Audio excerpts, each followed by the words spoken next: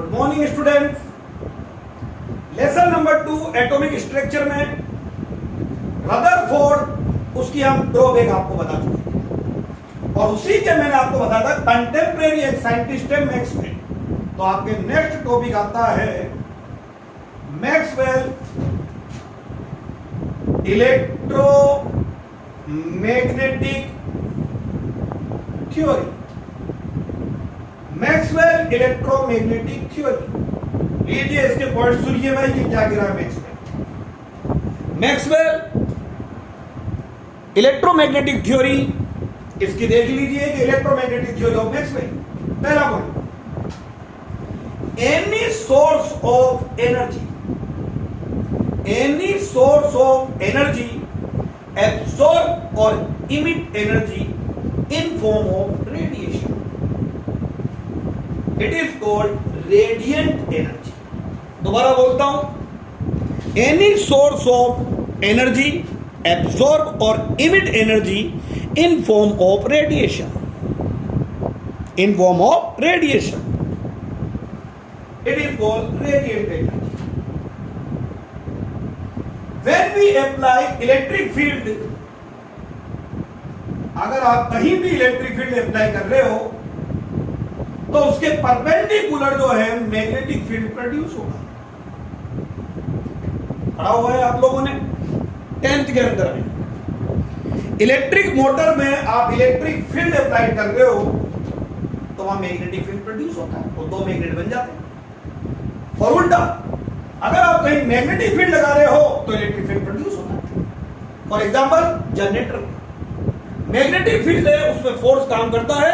आपने पढ़ा वहां पर में Fleming right hand rule, Fleming left hand rule, electric motor और डीसी जनरेटर, एसी जनरेटर। तो ये पॉइंट है, यहां से इलेक्ट्रिक फील्ड अगर आप कहीं अप्लाई करोगे तो मैग्नेटिक फील्ड प्रोड्यूस होगा, मैग्नेटिक फील्ड अगर कहीं लगाओगे तो इलेक्ट्रिक फील्ड प्रोड्यूस होगा।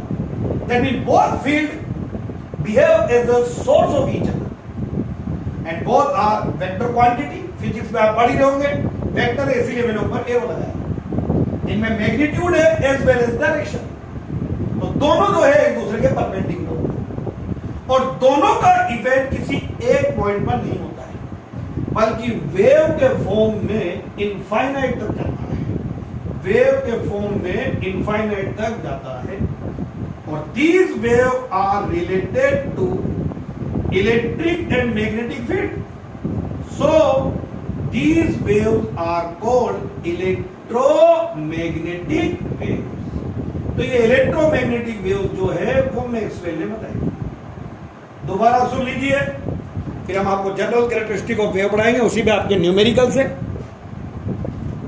पहला मैंने आपको बता दिया, any source of energy absorb और emit energy in form of radiation, which is called radiant energy. कहीं भी अगर आप इलेक्ट्रिक फील्ड अप्लाई करोगे तो उसके परपेंडिकुलर मैग्नेटिक फील्ड प्रोड्यूस होता है, मैग्नेटिक फील्ड लगाओगे तो उसके परपेंडिकुलर इलेक्ट्रिक फील्ड प्रोड्यूस होता है। That mean both field behave as a source of each other, दोनों एक दूसरे के लिए सोर्स का काम करते हैं और दोनों का इफेक्ट किसी एक पॉइंट पर नहीं होता है, बल्कि दोनों फील्ड के परपेंडिकुलर इनफाइनाइट तक जाता है। और इसी को बोलते हैं इलेक्ट्रोमैग्नेटिक वेव्स, जो आपको आगे नाम भी बताएंगे। सुन लीजिए, एनर्जी के डिक्रीजिंग ऑर्डर में बोलता जा रहा हूं, सुने हुए आपके नाम, cosmic rays, gamma rays, X rays, UV rays, visible rays, infrared radiation, radio waves, microwave, ये सब आपने माइक्रोवेव, रेडियो वेव्स, ये सारे जो नाम आपको मैंने बोले हैं ये सब होती है electromagnetic waves. That mean these wave are related to electric and magnetic field, electric and magnetic field. Both fields are perpendicular to each other and propagation of wave perpendicular to both fields। ये याद आएगा होगा, electric field,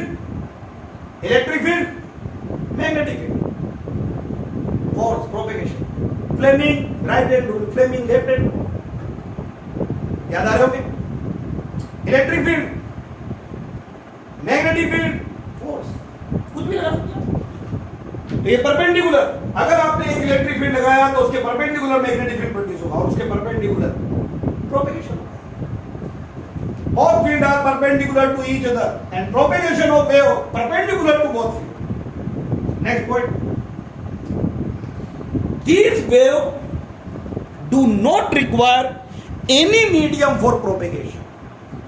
These waves do not require any medium for propagation. That is, these waves can travel in vacuum. These waves can travel in vacuum. ये vacuum में भी travel कर सकते हैं. Next. These waves have velocity equal to velocity of light. और सबको velocity of light पता है, c से डिनोट करते हैं 3 into 10 to the power 8 metre पर second. These waves have velocity equal to velocity of light. ये इसके पॉइंट हो गए. तो ये मैक्सवेल इलेक्ट्रोमैग्नेटिक थ्योरी है. और अब इसी में आते हैं आपके पास में general characteristic of a wave. उसी पे फिर आपके क्वेश्चन बनाएंगे. ये रदरफोर्ड का कंटेम्परेरी साइंटिस्ट है.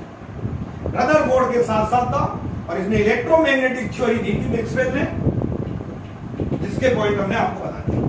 आगे आपके आता है एक general characteristic of a wave. एक वेव के general characteristic.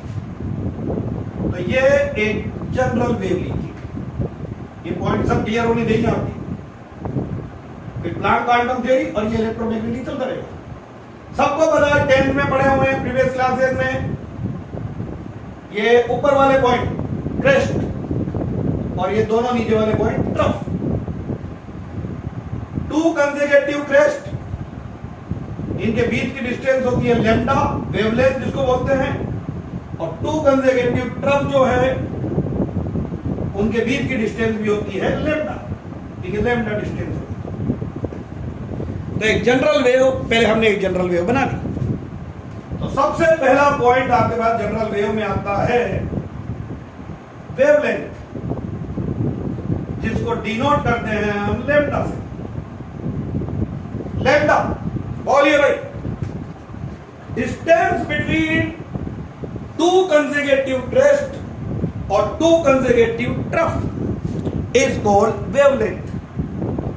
Distance between 2 consecutive crests or 2 consecutive trough is called wavelength. It is expressed in terms of angstrom, जिसकी वैल्यू होती है 10 to the power minus 10 metre. Centimetre में convert करोगे metre को, multiply by 100, 10 to the power minus 8 centimetre. आप इसको nanometre में भी एक्सप्रेस कर सकते हो. नैनो का मतलब होता है 10 to the power minus 9 metre. Nano mean 10 to the power minus 9. तो इसको एक्सप्रेस किया जाता है एंगस्ट्रॉम में और नैनोमीटर में. उनके मतलब मैंने आपको बता दिया. वेवलेंथ के बाद नेक्स्ट टर्म आती है आपके पास में, जो सबको पता है, फ्रीक्वेंसी एफ, और इसको न्यू उससे डिनोट किया जाता है. फ्रीक्वेंसी और एफ और न्यू. फ्रीक्वेंसी एफ और न्यू से बोलिए भाई. फ्रीक्वेंसी क्या होगी? Number of wavelength passing through a point in a wave in 1 second is called its frequency. Number of wavelength, कितने वेवलेंथ पास हो जाएंगे through a point in a wave in 1 second is called frequency. Total number of wavelength passing through a point in a wave in 1 second is called frequency. तो इसकी unit आप बोलोगे cycle पर second. इतने cycle पर second पास हो गए, इतने वेवलेंथ पर सेकेंड पास हो गए. तो यूनिट बनेगी पर सेकेंड, और उसी को हम बोलते हैं, आप लोगों को याद है, हर्ट्ज. क्योंकि फ्रीक्वेंसी जो है वो हर्ट्ज में मेजर होती है. तो आप बोल सकते हो वेवलेंथ पर सेकेंड, साइकिल पर सेकेंड, और इट इज कॉल्ड हर्ट्ज. तो 2 टर्म आ चुकी है आपके पास में. एक तो मैंने आपको बता दी है फ्रीक्वेंसी, और दूसरी जो टर्म है नंबर 2 टर्म, वो आपको बताती है एक वेवलेंथ और एक frequency. Number 3, velocity of a wave. कोई भी वेव है तो उसकी वेलोसिटी, मैंने आपको बता दिया इलेक्ट्रोमैग्नेटिक वेव ले रहे हो आप, तो इलेक्ट्रोमैग्नेटिक वेव की वेलोसिटी को डिनोट करते हैं हम c से, which is equal to velocity of light. तो क्या होता है, product of multiplication of wavelength and frequency. आप खुद देखिए, यूनिट क्या है, मीटर, ये तो डिस्टेंस है, और ये पर सेकंड, मीटर पर सेकंड। तो सबसे इंपॉर्टेंट फॉर्मूला जो आपके बार बार आएगा, nu is equal to c over lambda. आपको वेवलेंथ दे दी जाएगी, आपको वेवलेंथ दे दी जाएगी, दे रखी है, और आपसे पूछेंगे फ्रीक्वेंसी इलेक्ट्रोमैग्नेटिक वेव की, तो आप सी की वैल्यू आपको पता है 3 × 10⁸ मीटर पर सेकंड। वेवलेंथ आपको देंगे तो सी ओवर लेम्डा करते आपके पास में न्यू फ्रीक्वेंसी आ जाएगी। नेक्स्ट टर्म आती है बेटा आपके पास में 4, वेव नंबर, जिसको डिनोट किया जाता है न्यू बार से। Reciprocal of wavelength is called wave number. Wavelength का जो रेसिप्रोकल है उसी को हम बोलते हैं wave number. Reciprocal of wavelength is called wave number. Unit metre inverse, ये मीटर है तो मीटर इनवर्स। और एक लास्ट टर्म ले लीजिए आप, जो रहता है time period. Time period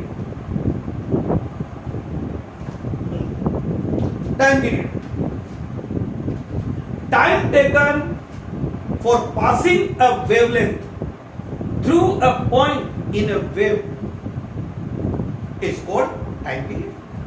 time taken for passing a wavelength, एक वेवलेंथ को एक पॉइंट से पास होने में कितना टाइम लग रहा है, time taken for passing a wavelength through a point in a wave is called time period. और time period is equal to हो जाएगा 1/f, या frequency is equal to 1/t, आप ले सकते हो, ये आपके पास में आ जाए। तो इन्हीं पे रिलेटेड आपके न्यूमेरिकल दे रखा है बुक का, जो आप कर सकते हो। क्वेश्चन दे देता हूं मैं आपको, a wave has time period 2 × 10⁻⁻10 second, 2 × 10⁻⁻10 second. Calculate, आपको इसके लिए कैलकुलेट करना है। फर्स्ट, पहला फ्रीक्वेंसी, सेकेंड नंबर पे वेवलेंथ, और थर्ड नंबर पे वेव नंबर। ये आपका होमवर्क है। अब आप खुद दिमाग लगाइए, बोर्ड पे फॉर्मूला लिखे हुए हैं, कुछ भी नहीं करना आपको, फॉर्मूलाज बोर्ड पे लिखे हुए हैं। A wave has time period 2 is equal to 10⁻⁻10 second. Calculate its frequency, wavelength and wave number. ये आप कीजिए, ओके। बाकी हम आपको नेक्स्ट वीडियो में पढ़ाते हैं। Thank you.